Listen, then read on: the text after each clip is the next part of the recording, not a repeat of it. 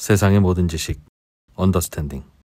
네, 자 이재명 정부가 들어섰는데 뭐 여러 가지 변화가 있겠습니다만 노동시장에서도 굉장히 큰 변화가 예고가 돼 있어서 뭐 4.5일제를 한다. 예.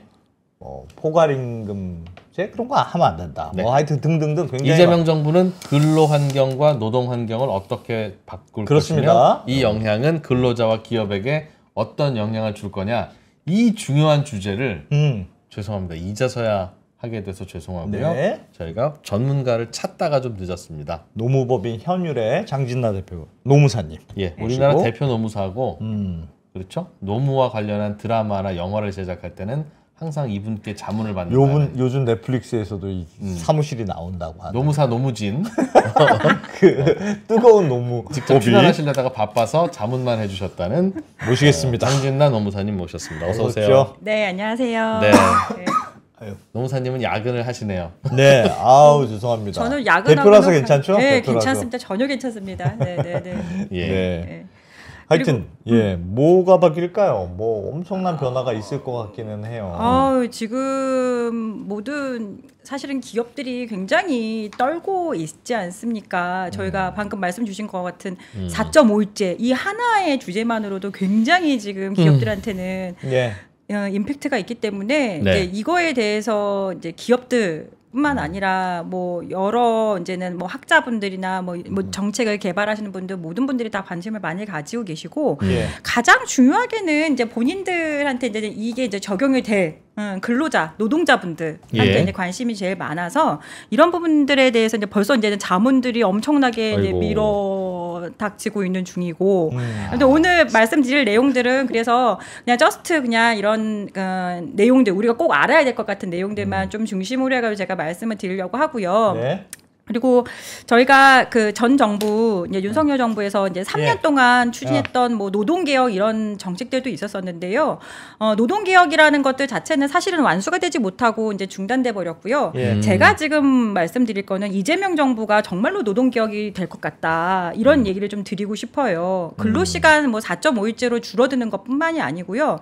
임금에 있어서도 계속 이제 우리나라 같은 경우는 근속이 올라가면 올라갈수록 이제 임금이 올라가는 이런 호봉제. 그 사람이 맡은 일이나 그다음에 그 사람이 내는 성과나 이런 거하고 전혀 관계없이 그야말로 오래 궁둥이 붙이고 앉아 있으면은 임금이 늘어나는 이런 구조, 불합리한 임금 구조 뭐 이것뿐만 아니라 이제 모든 수당들을 다 몽땅 그 월급에 포함해가지고 지급하는 포괄임금제 이런 게 우리나라에만 지금 있는 상황인 거거든요. 그래서 이제 이런 것들을 다 뜯어 고치겠다 이러는 거고요. 그리고 지금 뭐 또 뭐 대표적인 거로는 연차휴가. 직원들을 이제 근로자들 입장에서는 이게 제일 중요하지 않겠습니까? 또 연차휴가 더 그렇죠. 준다. 연차휴가 지금 기본 15일인데 30일까지 주겠다 이런 것들을 얘기를 하고 있어요. 더블로 늘어난다는 거예요. 그러니까 막 섞여 있네요. 그러니까 네.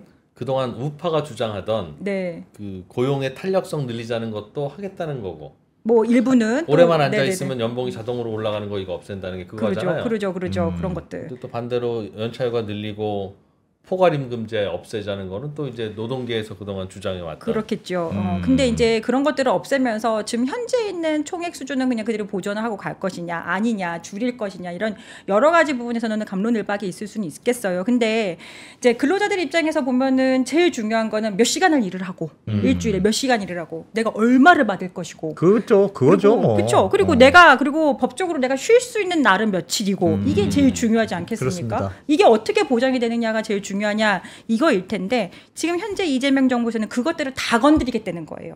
그리고 그런 부분들에서 지금 이제 근로자 대표나 노동조합이나 이렇게 해서 근로자들을 대신해서 얘기해 줄 수 있는 사람들의 힘을 세게 만들어 주겠다는 거고 그다음에 또 바깥에서는 근로감독관들을 더 채용을 해가지고 행정적으로도 감시를 하고 그다음에 노동과 관련돼가지고 위법 사항들이 있으면 강력하게 처벌하겠다 이렇게까지 가게 되는 거니까 사실은 이게 정말로 개혁이지 않을까 이런 생각이 들어요. 전반적으로는 큰 변화가 올 거다. 네. 오른쪽보다는 왼쪽으로 좀 바뀔 가능성이 그렇죠. 높다. 아무래도 대체로는 네네네. 그럴 것 같긴 하죠. 물론 이제 근로시간 부분만 딱 얘기를 한다고 하면은 저희가 이제 44시간에서 40시간으로 왔을 때가 이제는 그 변경될 때가 2000년도부터였거든요. 예. 근데 2000년도부터 김대중 정부 때였는데 그때부터 논의를 하다가 지금 그 내용들이 이제 법제화가 된 게 3년이 걸렸어요.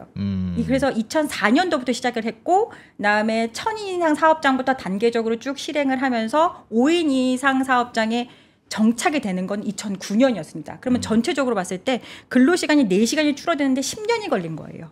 그래서 지금 현재 이제 4.5일제를 추진을 하겠다는 것 자체가 이재명 정부의 대표 공약, 노동 공약이긴 했는데 또 5년 안에 하겠다라는 얘기를 하기는 했는데 여러 가지 논의들은 좀 있을 거지만 확실히 근데 이 이재명 정부의 특성을 본다라고 하면은 이재명 대통령 자체도 지금 노동운동을 하셨던 분이시고 국무총리 하셨던 김민석 지금 총리 내정자이신가요? 그분도 지금 노동운동을 하셨던 분이시고, 그다음에 노동에 관련돼가 좀 굉장히 여러 가지 것들에 대해서 또 이제 많이 연구하신 분들이시고 이러시니까 제 생각에는 예전보다는 더 빨리 추진될 것 같기는 하고요. 그리고 이거 자체가 대표 공약이었기 때문에 그냥 유야무야 가지는 그거는 사실상은 좀 어려울 것 같습니다. 4.5일이 4.5일 포괄임금제, 휴가제 뭐 이런 것들 자체가. 알겠습니다. 하나씩 네. 뭐 배워보죠. 네네네. 하나씩 좀 구체적으로 해야 네네네네. 되니까. 네. 4.5일제라는 게 그러니까 네. 이런 거잖아요.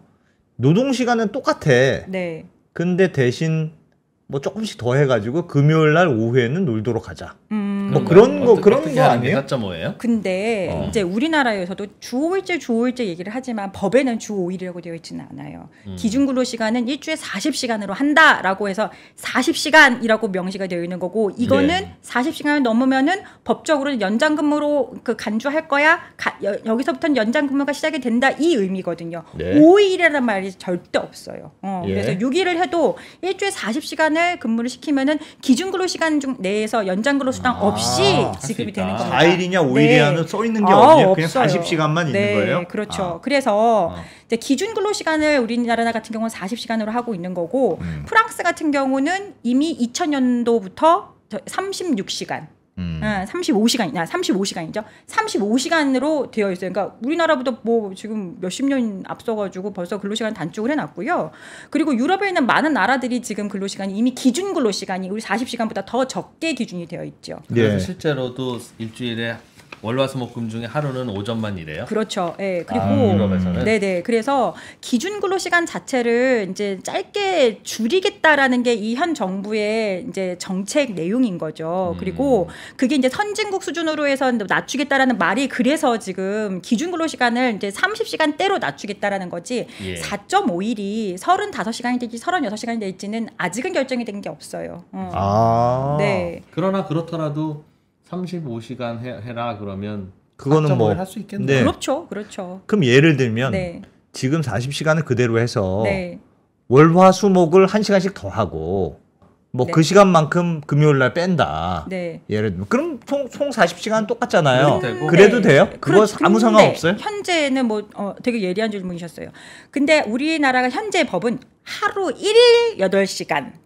그것도 너무 일주 많은데. 40시간이라고 돼 있기 때문에 하루에 8시간은 넘으면 또 그거부터는 또 연장 근무가 되는 거죠. 그러니까 1시간씩을 더하게 된다 그러면 유연근로시간 제도를 적용하고 있지 않은 이상에서는 하루 8시간 넘은 9시간을 근무를 하게 되면 1시간이 연장 근무가 되는 거죠. 그리고 정말 진짜 지금도 그러세요. 손은 누가 기우니 이제 어떻게 되는 거야? 나라가 지금 어렵대는데 이렇게 되는 거야? 이제 막 이런 얘기들은 많이 하시죠. 그런데 지금 이제 이 근로시간을 단축한다는 거에 대해서는 그냥 근로자들한테 그냥 뭔가를 호혜적으로 뭔가 표를 얻기 위해서 주는 것은 아닌 거고요. 지금 조금 내용들이 조금 더 디테일한 내용들이, 배경들이 조금 더 있어요. 우리 지금 현재 가장 중요한 사회적인 문제가 뭘까요? 저출산. 그렇죠. 저출산 문제죠. 저출산 문제인 거고, 그다음에 고령화 문제도 있는 거고요. 그다음에 또 하나는 지금 모든 일자리를 위협하고 있는 게 사람이 아니라 지금 AI죠. 그렇죠. 그럼 AI가 지금 점차 확산을 하고 있는 거고 일자리를 대체를 하고 있습니다. 그리고 이제 그런 가운데에서 우리나라 같은 경우는 저출산을 하고 있기 때문에 아이를 키우면서 일을 하려고 하면은 근로시간이 줄어들 수밖에 없어요.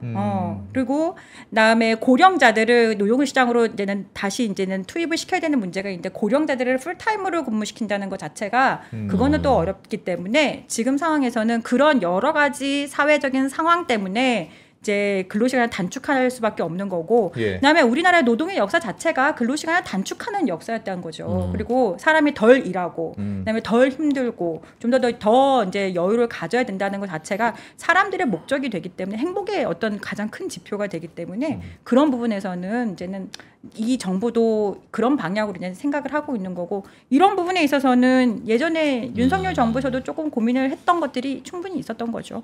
보통 이렇게 바뀌는 건 국회에서 근로기준법을 통과시키면 그렇죠. 되는 거죠? 그렇죠. 그 40시간에서 일단 뭐 30 몇 시간으로 줄여야 그렇죠. 4시간이라도 줄여야 네. 4시간 일찍 4.5일이 되는 건데. 그렇죠, 그렇죠. 야, 그거 쉽지는 않을 것 그 말은 같은데. 35시간으로 줄이면 지금은 주 40시간에 52시간까지 할 수 있으니까 금방은 안 될 것 사용자로서의 같은데. 변화는 똑같이 일주일에 5일 그래도 일해 이 친구들아 네. 라고 하면 네. 반나절치의 야근 수당을 더 줘야 된다. 되게 그렇죠. 바뀌는 거네요. 그렇죠? 그렇죠. 그래서 임금 상승폭이 생기겠죠. 생기겠죠. 생기겠죠. 똑같이 일시키면. 네네. 근데 또 그렇지 않고, 아이 몰라 우리가 그러면 일감을 줄여버리겠어 할 수도 있는 거죠. 아 내가 덜 벌겠어 이렇게 하는 사람들도 생길 것이고, 아 그리고 어차피 뭐 장사 안 돼 그냥 뭐 줄여서 가지 뭐 이렇게 할 수도 있는데, 그렇게 된다고 했을 때에는 그러면은 이제 뭐 야근 수당 이런 것들은 더 없어질 수도 있는 거고. 예.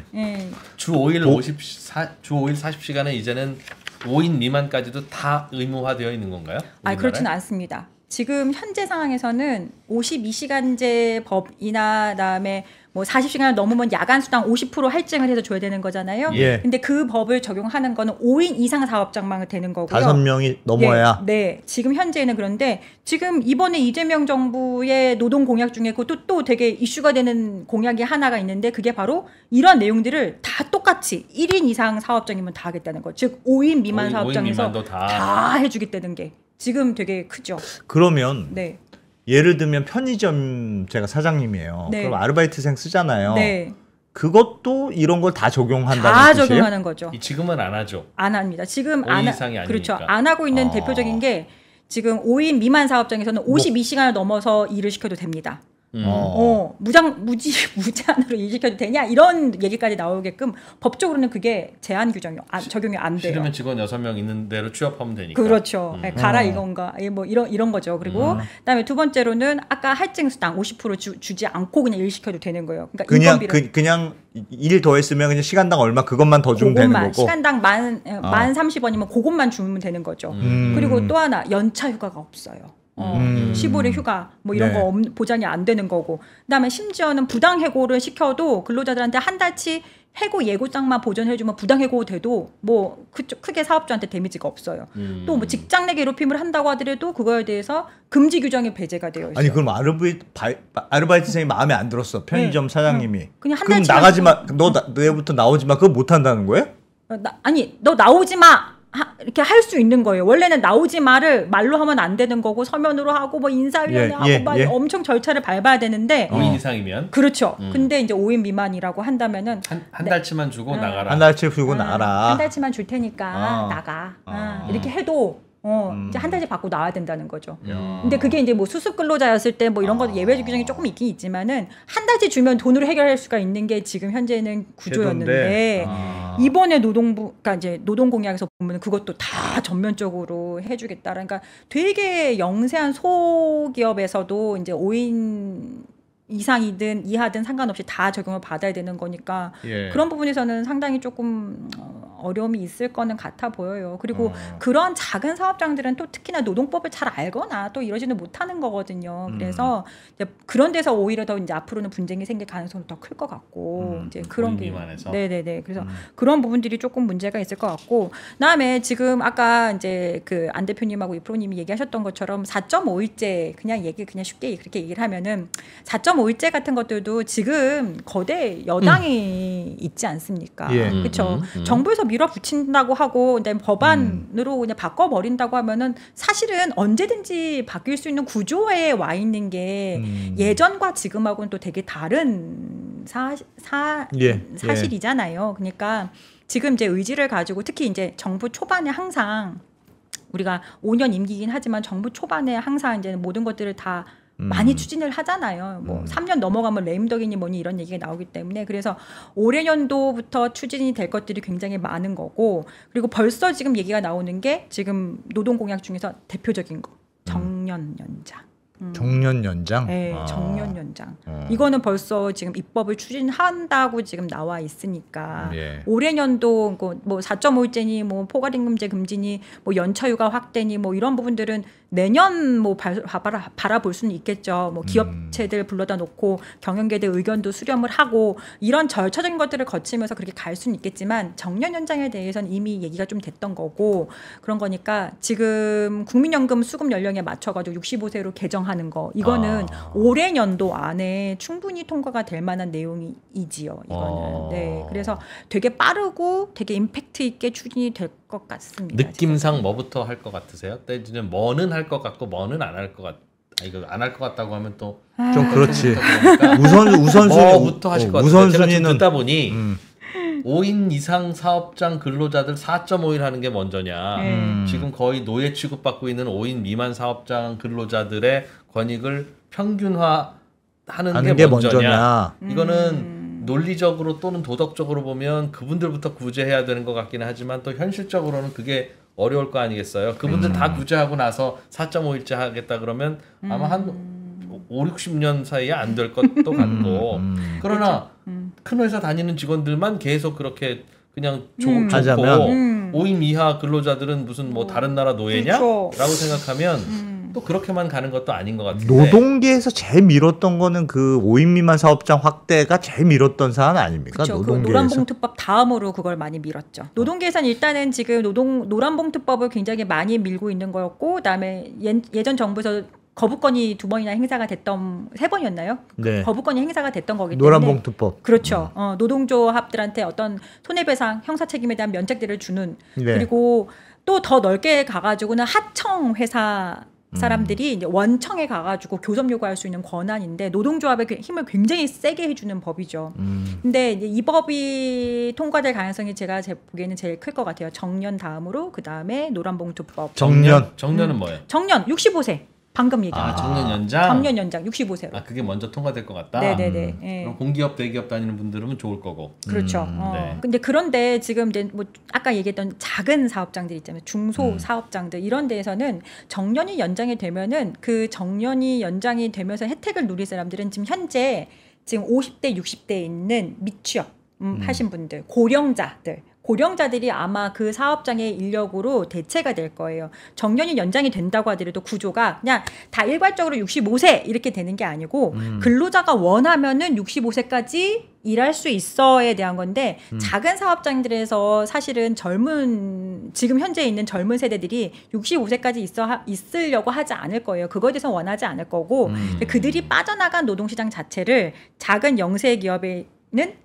고령자들이 지금 현재 고령자들이 대체를 하고 아까 이프로님이 말씀하셨던 것처럼 이제 대기업이라든지 공공기업 이런 데들은 대부분 다 이제 계속 앉아가지고 이제 65세까지 이제 하느라고 이제 있겠죠. 65세로 되면 그게 의무적으로 반드시 다 지켜야 되는 거예요? 아니면 법으로. 65세까지 할 수 있다는 거예요? 근로자가 원하면 할 수 있다. 그러니까 근로자가 나 65세까지 일을 할게요라고 거부하지 못한다는 거. 근로자가 원하지 않으면 당장 내일도 사표 낼 수 있는 거니까 그건 의미가 없어요. 의미 없는 수식어고요. 맞아요. 당연히. 맞아요. 그거는 근로자가 원하지 않는 걸 어떻게 하겠습니까? 그건 당연히. 근데 이제 여기에서 거고. 지금 현재 있는 법률의 내용처럼 요즘에는 이제 법의 고령자법에 보면은 정년을 60세로 정하면서도 뭐 임금 피크제를 할 수 있다라는 조항들이 있는데 이제 이러한 것들이 정년이 65세로 연장이 된다고 하면은 임금 피크제는 할 수 있으나 네네네 임금 피크제 말고 다른 제도들이 더 들어갈 수도 있는 여지는 있겠죠.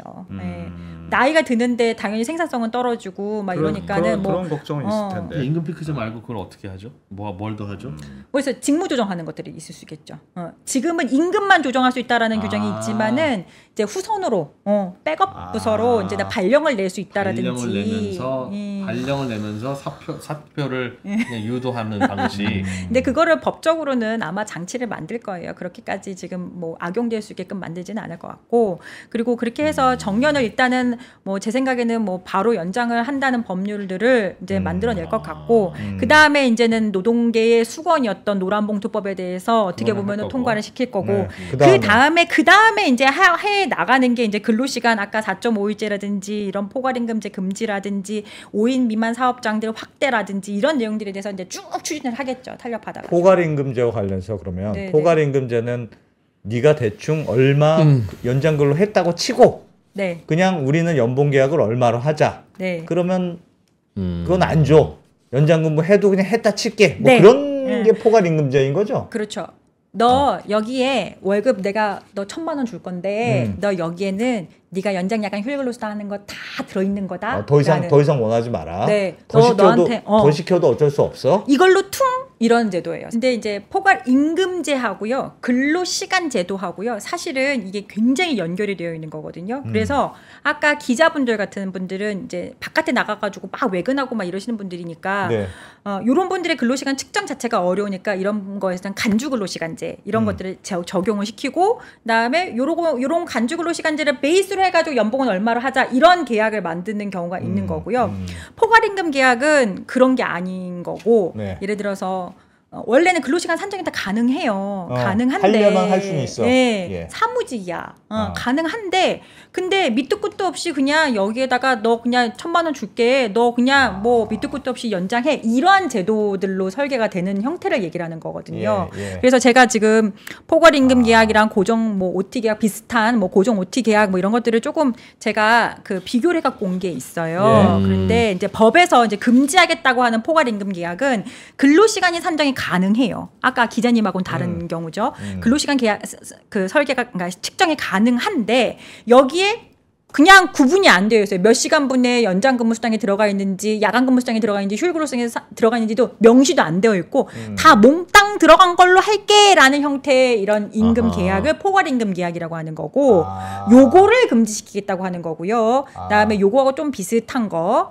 이제 고정 OT 계약이라고 하는데 여기에 너 한 달에 20시간의 연장 근무 수당이 들어 있어. 너 한 달에 8시간의 연장 근무 수당이 휴일 근로 수당이 들어가 있어. 이런 식으로 해 가지고 아주 구체적으로 써놓고 예. 요거보다 만약에 많이 했어요. 그러면 추가적으로 선정을 하는 계약. 이거는 고정 OT 계약이라고 하는데 괜찮아요? 요거는 지금 현재 괜찮아요.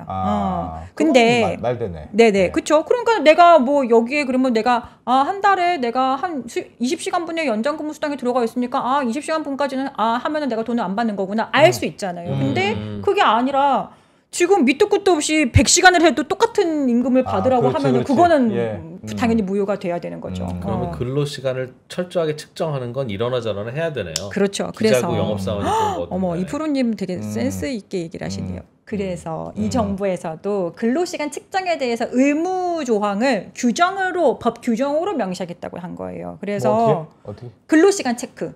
근로시간 체크가 지금 우리 회사에서 의무는 아니거든요. 근로시간 체크를 안 한다고 해가지고 사장님이 어디 처벌받거나 그렇지 않아요. 잡혀가지 않아요. 근데 이렇게 지금 뭐 근로시간도 4.5일제를 한다고 하고 포괄임금제도 금지해야 되는 거고, 나 수당도 뭐 이런 것들 잘 책정해가지고 줘라 이런 정책들을 하려고 하니까 결국은 제일 먼저 시켜야 되는 게 의무화 시켜야 되는 게 회사에서 근로시간이 몇 시부터 몇 시까지 이 사람이 일을 했는지를 체크하게끔 하는 거를 의무화 시켜야 되는 거니까 그거를 규정한다고 지금 노동정책에 들어가 있어요. 시간을 꼭 재고 그러니까 악용하지 말라는 뜻인 것 같네요. 어쨌든 그거를 효율적으로 한다는 취지에도 불구하고 너무 대충 퉁쳐가지고 하나도 안 주는 거 아니니. 그래서 제가 이제 한 몇 년 전에 네덜란드를 갔다 오고 네덜란드, 독일, 프랑스를 이렇게 갔다 왔는데 그들의 이제 근로하는 방식을 봤어요. 왜 이들이 생산성이 높을까 이렇게 봤더니 그 사람들은 아침에 딱 출근하자마자 9시에 출근 딱 하거든요. 똑같이 9시에 딱 출근하는데 가방 안에 딱 넣어놔요. 그리고 스마트폰을? 네, 스마트폰, 핸드폰 안 하고요. 그리고 내가 이거 카카오톡 너네 문자 메시지 안 하니? 근데 텍스트 자기네들은 절대 안 하는데 무슨 그걸 왜 하니에요. 그거 내가 너무 저한테 그 질문하는 게 저한테는 어떻게 연락을 해요? 그렇죠. 그래서 그 시간에는 딱 점심시간 전까지는 딱 그렇게 하고요. 저희 점심시간에도 저희 같은 경우 막 나가서 막 밥을 먹잖아요. 근데 그렇게 안 하고요. 딱 집에서 싸운 샌드위치만 하나 딱 먹고 그 시간에 텍스트를 하더라고요. 그리고 딱 1시부터 칼같이 일을 하더라고요. 정말. 그렇게 해서 딱 정해져 있는 시간에 충실히 일을 하고 야근이 없이 가는 게 그들의 문화이더라고요. 그래서 좀 낯설긴 해요. 낯설긴 하지만 그렇게 해서 일을 하는 게 말씀하셨던 필요하다. 대로 그러니까 전체적으로 4.5일로 줄인다든가 뭐 포괄임금 뭐 금지한다든가 네, 하면 네. 이게 노동 시간 전체적으로 줄이려는 방향인데 그렇죠. 그렇게 되면 근로 시간을 까다롭게 체크할 것 같긴 해요. 회사 입장에서는 그거 안 할 수밖에 안 할 수가 없을 거 아니에요. 저희가 그래 야근수당 안 주지. 네, 저희가 매우 까다롭게. 매우 까다롭게 하고요. 그리고 실근로 시간 진짜 일하는 시간만 체크를 해야 되는 거고요. 담배 피러 가거나 커피 먹는 시간 그래, 다 빼야 된다는 얘기가 너 어디 가냐 있는 뭐 거고. 그렇죠. 이런 것까지 다 계산할 그래서 거예요. 저희가 서로 좀 치사하게 아주 서로 못 볼 거를 또 보게 되는 상황이 될 수도 있는데 예전에 저희가 44시간에서 40시간으로 줄어들었을 때 예. 의자에다 센서를 달아야 된다.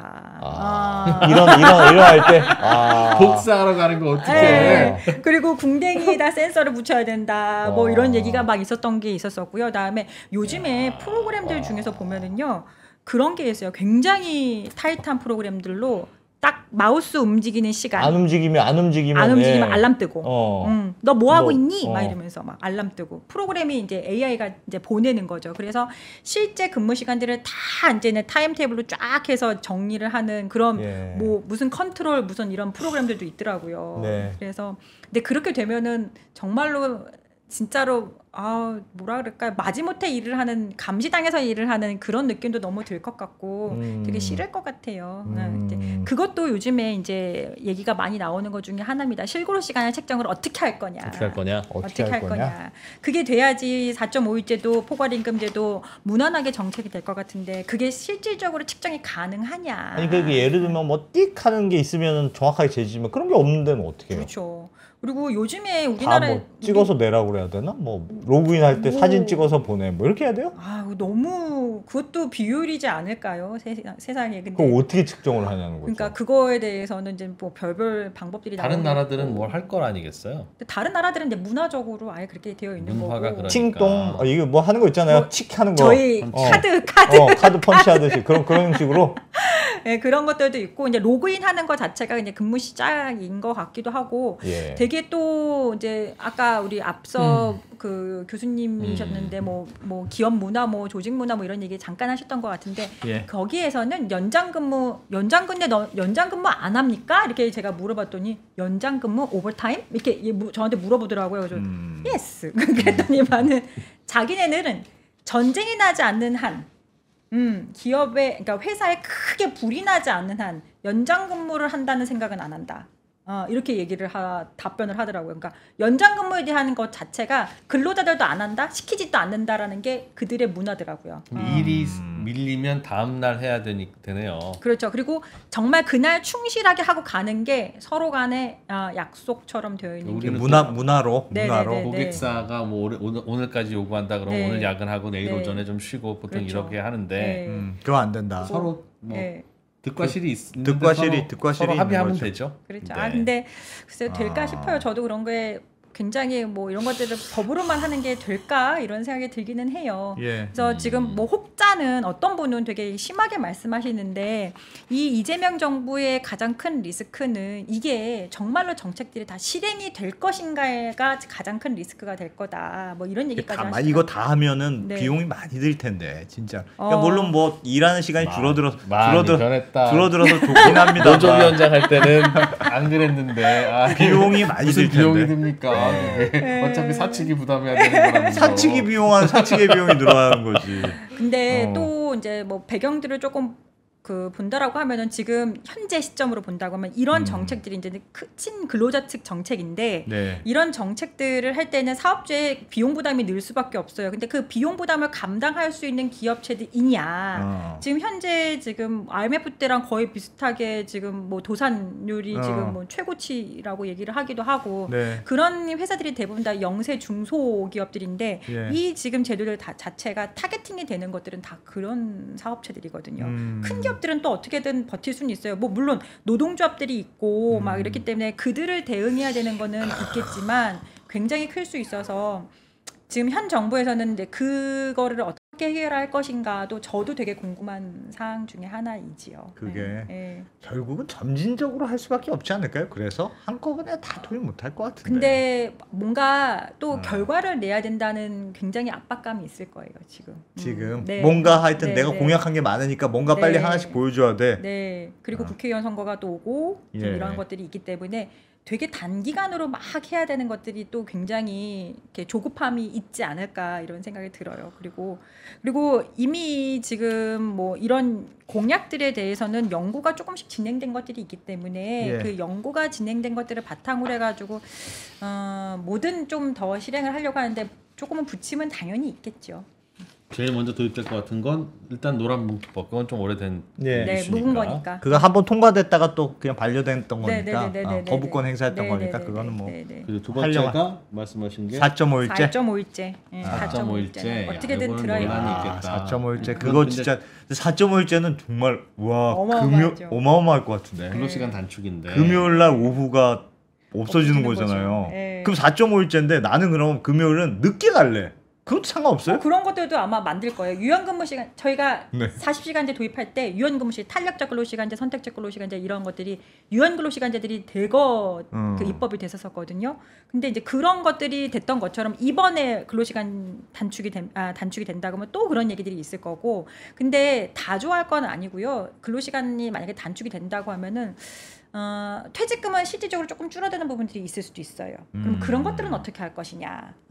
근로시간이 단축되면? 네. 왜냐하면 법정수당을 줄일 거거든요. 그렇게 되면 실근로시간을 단축하면서 법정수당은 OT 수당 지금 지급하고 있는 거를 기업들이 굉장히 줄일 거거든요. 그러면 사실상 그런 OT라든지 이런 것까지 다 포함해가지고 평균 임금이라는 걸 계산해서 퇴직금을 주기 때문에 퇴직금은 이런저런 수당까지 다 받은 걸로 계산하니까. 네, 그런 거니까 퇴직금은 근로시간이 줄어들면 결국은 총액도 줄어들 거다. 네, 사실상 줄어드는 부분들이 있을 거고 일자리도 조금은 줄어드는 부분들이 있을 수도 있어요. 40시간제 했을 때도 3% 정도의 일자리가 줄었거든요. 일자리가 줄어요? 일자리가 오히려 늘린다는 거 아니었어요? 그런데 그렇게 될 줄 알았는데 기대가 저희가 조금 달리 결과는 나왔었어요. 그냥 기계로 대체하고. 그리고 사장님이 직접 일하는 상황, 가족들을 데려다가 일하는 상황. 뭐 단기 알바 쓰고 뭐 숨고가 이런 데가 돈 벌겠죠. 그렇죠.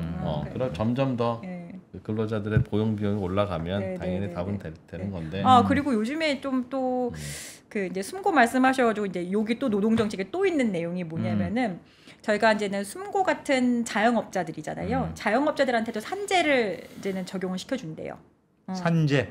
산재는 그분들은 자기네들이 그냥 개인 보험으로 해결해야 되는데 그분들은 산재 해준다는 것도 있고요. 또 임팩트가 있는 부분이 산재 보험료는 정부가 세금 걷어서 내게 되겠죠? 그죠? 뭐 그런 부분들이 일정 부분이지만 그분들한테 산재 보험료 아주 조금 걷겠죠. 조금 산재 보험료가 지금도 되게 조금이거든요. 기업에서 부담하는 게. 근데 조금 걷어가지고. 그런 게 있고 배달 근로자들, 그다음에 캐디, 그다음에 또 저희가 뭐 이제 대리기사, 그다음에 우리 뭐 가전제품 사면은 이제 설치하러 오시는 분들 이런 기사분들이 있는데 이런 기사분들이 저희가 얘기하는 노무제공자, 특수고용 형태 근로자라고 얘기를 해요. 근데 그런 분들을 다 근로자로 간주하는 제도도 생겨요. 근로자로 간주하면은 그분들한테 근로기준법 다 적용해 주는 거고 그런 분들하고 그다음에 대기업들하고 싸움이 굉장히 많이 일어날 것 같아요. 캐디 뭐 보험 영업 이런 분들. 그다음에 뭐 삼성전자 뭐 서비스 센터에서 근무하시는 설치 기사님들 이런 분들한테도 뭐 다 그런 분들한테도 다 이제 근로자성을 이제 부여를 하겠다 막 이런 정도 얘기가 지금 나오고 있기 때문에 원청의 근로자성? 원청의 근로자성. 네. 삼성전자 에어컨 세척해주고 다니는 하청업체 근로자가 문제가 생기면 삼성전자가 케어해야 된다고요? 하청업체가 그거는 산재가 났을 때 케어하는 것도 있겠지만 근데 지금 현재에서는 하청업체 소속 근로자가 아니라 우리가 특수고용 형태 근로자라고 하는 사람들이 있어요.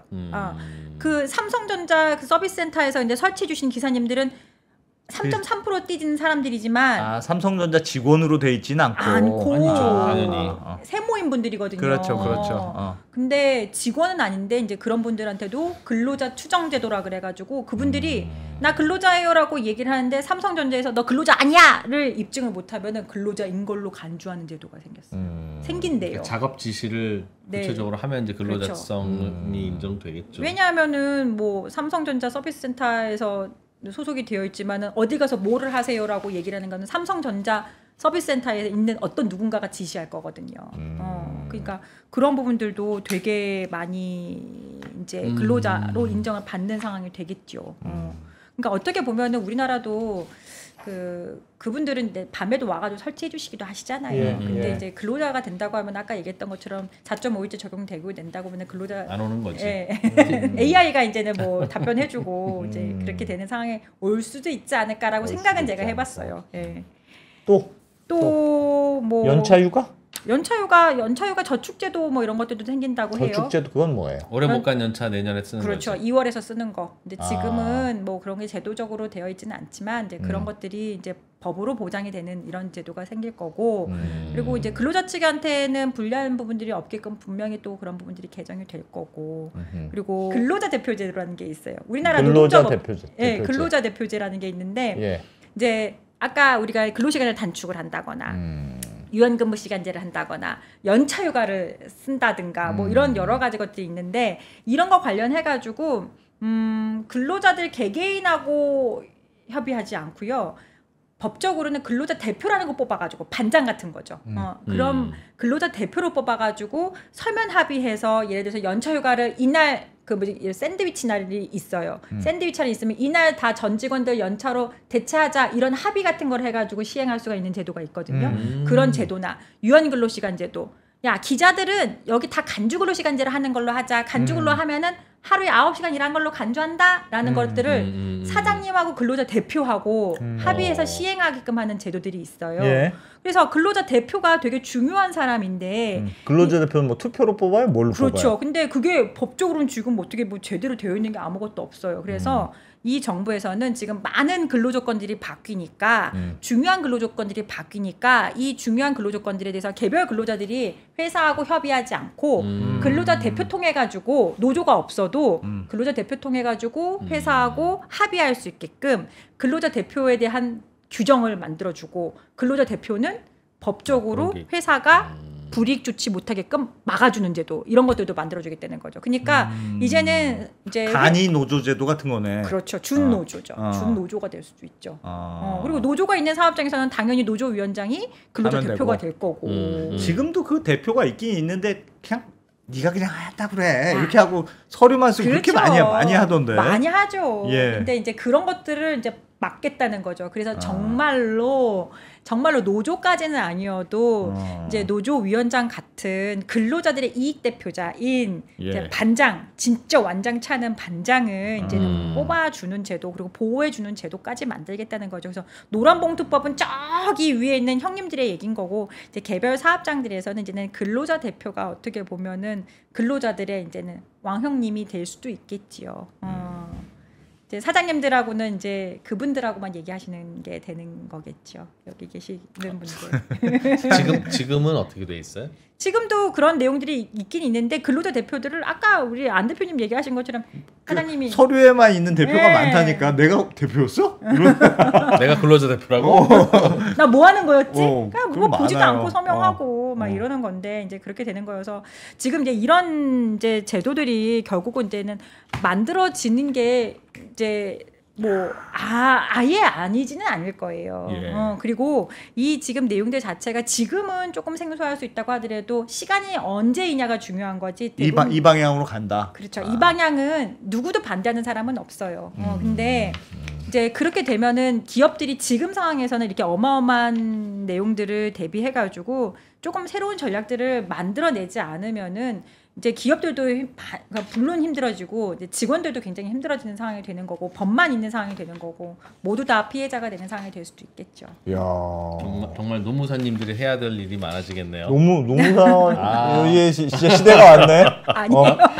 그냥 기업에서도 지금 찾고 그냥 근로자도 찾고. 저도 법만 힘들어지고 근로시간 지키고 이렇게 일 시키고 이래야 되기 때문에 일이 아무리 많아져도 법이 현실과 이제 차이가 나기 시작하면 그 간격을 다 혹은 뭐 편법 내지는 뭐 요령 이런 걸로 메꿔야 되지 않겠어요? 사업을 접을 수는 없고 법을 어길 수도 없으니 그걸 다 이제 노무사님들이 근데 뭐 잘 할 수 있게끔 서로 이제 잘 지키면서 할 수 있게끔 좀 노력을 많이 해야 될 것 같고 요즘에 이제는 뭐 드라마들도 이제 많이 나오고 있고 그리고 많은 근로자들이 이런 부분들에 대해서 많이 관심 가지고 알고 있어요. 그래서 사장님들이 이제 일하시는 것도 되게 힘들지만 사장님들도 우선은 이런 것들을 이제 잘 알아야 되는 상황이 온 것 같아요. 제가 그럼 예를 들면 노무사님도 이제 변호사처럼 이제 노무 관련된 업무를 도와주시는 분들이잖아요. 네. 회사에서 연락이 더 많이 옵니까? 근로자 대표가 연락이 더 많이 옵니까?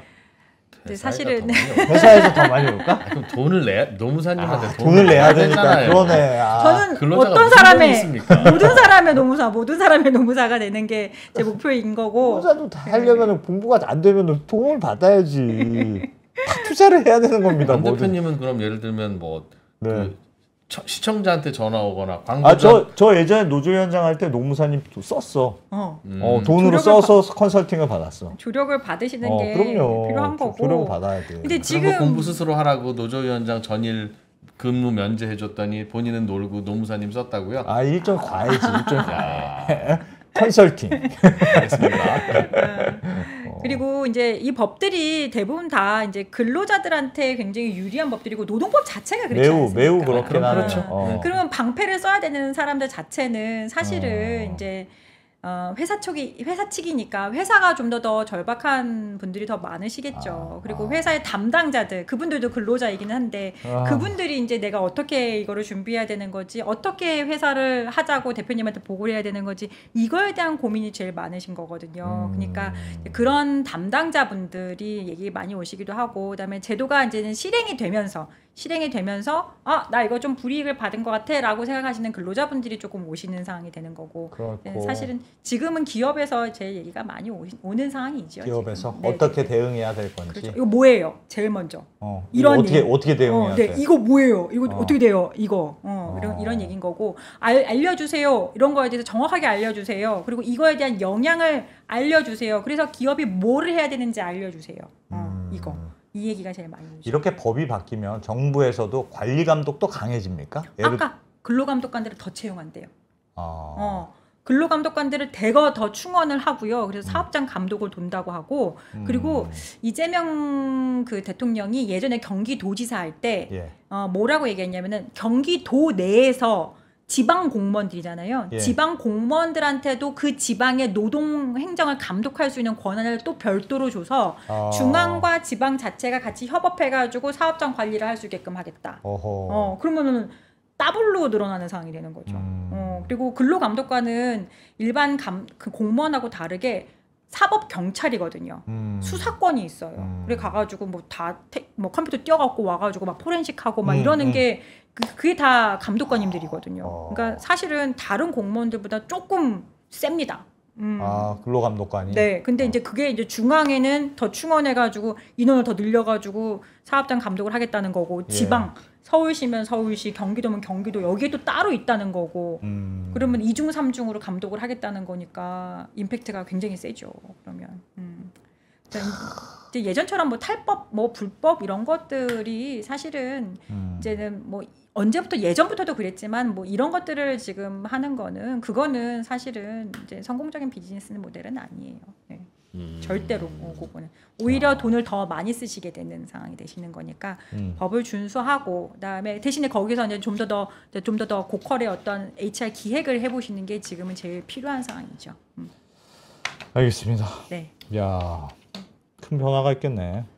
4.5일째 어떻게 될까? 이렇게 상상이 잘 안 되네. 저희 이제 예전에 우리 48시간 6일째 근무한 적도 있어요. 일 더 하고 싶은 사람은 어디 있어요? 그렇죠. 일 더 하고 싶은 사람은 전 세계에 아무도 없어요. 덜 하고 싶지. 네. 덜 하고 월급 많이 받고 싶죠. 아유, 왜 아닙니까? 누구나 그렇긴 그렇겠죠. 그럼 운동 안 하고 다이어트 안 하고 맛있는 거 먹고 살면 제일 좋지. 야, 큰 변화가 있겠네. 큰 변화가 예고돼 있네요. 노동시장 변화. 많은 부분이 그냥 선거 공약일 것이다 라고 생각하고 있었는데 조금 좀 연장 공부하시면 안 되는데 보통은 이제 공약이 빌공짜 써가지고 공약 아니냐 이렇게 얘기를 하시는데요. 사실은 그렇지는 않고요. 역대 쭉 정부들이 보통 보면은 공약이 나온 것들을 토대로 해가지고 하나도 빠짐없이 이거를 바로 국정과제로 만듭니다. 국정과제로 만들어서 각 부처별로 국정과제에 대한 이행률을 계속 공시를 합니다. 그래서 그것들이 어떻게 이행이 되고 있는지가 다 보여져요. 그래서 이것도 지금 아마 공약을 되게 늦게 발표를 했거든요. 근데 그 이유가 나중에 이거를 당선되면 다 실행을 해야 되는 상황인 거고 관리가 돼야 되는 상황이 되기 때문에 아마 그런 고민 때문에 늦게 한 것 같고, 이게 그냥 되지는 않을 것 같습니다. 알겠습니다. 네. 앞으로 또 어떻게 되는지 보긴 더 봐야 되겠어요. 네. 이재명 정부의 노동 공약 4.5일제. 뭐 우리 또 금요일 날 저녁에 우리도 5일 4일로 바꾸고 좋겠다. 그렇게 하고 일만 잘하고 회사만 잘 되면 무슨 걱정이 있겠어. 너무 좋다. 너무 주 좋다. 3일 근무라도 못 하겠습니까? 소가 저절로 커 있었으면 너무 좋겠어요, 진짜. 그럼 5일 해도 안 되는 걸 4.5일에 될 거라는 생각을 어떻게 하느냐의 문제겠죠. 야, 우리는 뭐 4.5일제가 이게 5일만이라도 좀 잘 지켜주면 좋겠네. 아 정말. 매일매일 라디오 방송하러 다니는 저로서는 빨간 날이라도 좀 놀았으면 좋겠다. 빨간 날이라도. 네, 장진나 노무사였습니다. 네. 잘 장진나 들었습니다. 노무사님은 주 며칠 일하세요? 대표니까 뭐 그냥 막 되는 개념이 대로 없죠. 일하겠죠. 뭐. 시간 체크해보고 제가 사업자 된 이후로는 제가 뭐 하루에 시간을 체크해보거나 뭐 일수를 체크해보거나 이래본 적은 없는 것 같고 1년에 쉬는 게 한 일주일 정도 되는 것 같아요. 그러니까 일주일 추석 때도 이번에 일하고 구정 때도 나와서 일하고 근데 딱 그때 항상 뭐가 피크가 걸리는 것 같아요. 그러니까 일반적으로 노무사들은 장진나 대표 노무사님 말고요. 아니 다들 의대만 가려고 하고 변호사만 되려고 해서 제가 네. 드리는 질문이에요. 네네네. 노무사는 돈을 얼마나 봅니까? 내가 그거 물어봤잖아. 변호사보다 요즘 노무사가 더 잘 번대. 진짜로. 네. 변호사는 변호사 자격증 있으면 회계사도 할 수 있고 변리사도 할 수 있고 다 할 수 있는데 노무사는 못 합니까? 아 노무사는 못해요. 요것만 저희는 노무사는 하죠. 노무사만 못해요? 해요. 네, 요거밖에 못해요. 이야. 심지어 네, 요거밖에 못해요. 아니 어찌 보면 노무사 같은 걸 더 할 수 있을 것 같은데 노동법 변호사가 노무사도 할 수는 있죠. 있긴 있죠. 근데 이제 변호사님들 중에서도 이제 이쪽 할 수 있어요. 네, 할 수는 있는데 넘어오시는 분들도 되게 있어요. 근데 일단 노무 쪽으로는요 사람하고 연결되는 것들이 기본적으로 굉장히 많아요. 법률적으로만 하는 것들보다는 사람들을 설득하고 그다음에 예를 들어 노동조합하고 이제 교섭하는 자리에 가가지고 그런 거 해줘야 되니까. 진짜 실제 현장에서 일을 해야 되는 것들이 되게 그렇겠네. 많아요. 그렇겠네. 그러니까 이거는 저희 노무사가 얘기를 할 때 노무사는 종합예술 같아요. 법도 알아야 되는 거지, 사람들도 대할 줄 알아야 되는 거지, 인성도 좋아야 되는 거지, 체력도 좋아야지, 멘탈도 좋아야 되는 거지. 조폭 전화번호도 알아야 되지 가끔. 어떻게 좀 긴급한 때 쓰는 카드를 써드려 어떻게? 너무 갈등적인 상황일 것 같은데 대체로 그래서- 투입되는 상황이. 네, 조금 근데 감정적으로도 되게 많이 소모가 되는 부분도 있긴 있어요. 근데 이제 저희가 AI가 이제는 막 법률 시장들도 많이 대체하고 막 이런다고는 하는데 노무사 시장은 좀 덜 대체될 거다. 제 생각에는 뭐 극과 극이긴 하겠지만 이제 뭐 그냥 단순하게 뭔가 그러니까 변호사님들이 송무하는 것처럼 저희도 뭐 단순하게 뭐 이렇게 일을 하는 거 이런 것들이면은 대체가 되겠지만 이제 현장에서 직접 일을 하는 사람들이기 때문에 변호사님들보다는 그런 점에서 훨씬 강점이 있고 그리고 돈도 대체가 잘 안 번다? 돼요. 돈도 잘 번다 그래서? 그건 노코멘트 하겠습니다. 잘 번대. 잘 번대. 아니에요. 변호사 너무 많이 뽑아놓으니까 그렇지. 표현을 내가 또 잘못했네. 너무 많이 뽑았다고 하면 부정적인 표현으로 들릴 수 있는데 숫자가 좀 많아졌지. 하여튼 많이 뽑아놓고 나니까 변호사들은 좀 힘들고 요즘 경쟁적이라서 좀 힘들고 소비자들은 좋고 네, 네. 노무사님들은 몰라. 아직까지는 수가 아주 많지는 않나 품질이 보다. 떨어졌는지는 잘 모르겠고 그랬을 수도 있고. 훌륭하신 분들, 연구하신 분들 되게 많아요. 그리고 예. 박사님들도 되게 노무사가 박사님들도 되게 많고요. 예. 그리고 뭐 요즘 같은 경우에는 노무사면은 뭐 리더십에 관련된 얘기도 또 할 수가 있는 거고요. 그리고 뭐 그다음에 경영에 관련돼서 기획을 하는 인사와 네, 관련된 네, 그런 네, 컨설팅도 네. 할 수 그렇죠. 있고. 그래서 그런 부분들이 이제는 노무사들은 뭐 변호사님들이 변리사도 할 수 있고 뭐 세무사도 있고 노무사 뭐 이런 거하고는 좀 차원이 다르게 할 수 있는 권한이 얼마만큼 있느냐가 중요하지 않고 저희는 그야말로 회사에서 진짜 필요한 것들을 모두 다 할 수 있는 거니까 저희가 조금 그리고 그런 거 현장 딱 그 맞춤형으로 또 할 수 있는 거니까 조금 그런 것은 유니크한 느낌이 좀 있지 않을까라는 생각이 들어요. 아무 노무사나 다 그런 게 아니라 노무법인 현율. 현율만 그렇다. 어떻게 하면 좋아. 정확하게 말씀하시네. 여의도에 있다.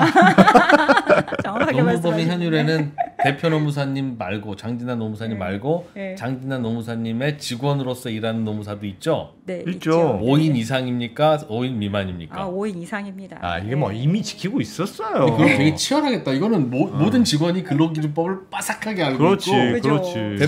선수끼리 하는 빠삭하게 거죠. 알고 있으니 선수끼리 대표님 지금 뭐 하시는 겁니까?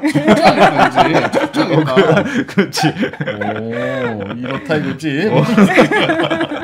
그러네. 야. 치열하겠다고. 저는 그래서 진짜 직원들을 공경하고 삽니다. 노무법이 운영하기는 진짜 힘들겠다. 와, 다 선수들만 딱 모여 있네. 네. 야. 네, 법률업계에 김앤장이 있다면 노무업계에는 현율이 있다. 네. 네. 장진나 노무사님이었습니다. 고맙습니다. 네, 감사합니다.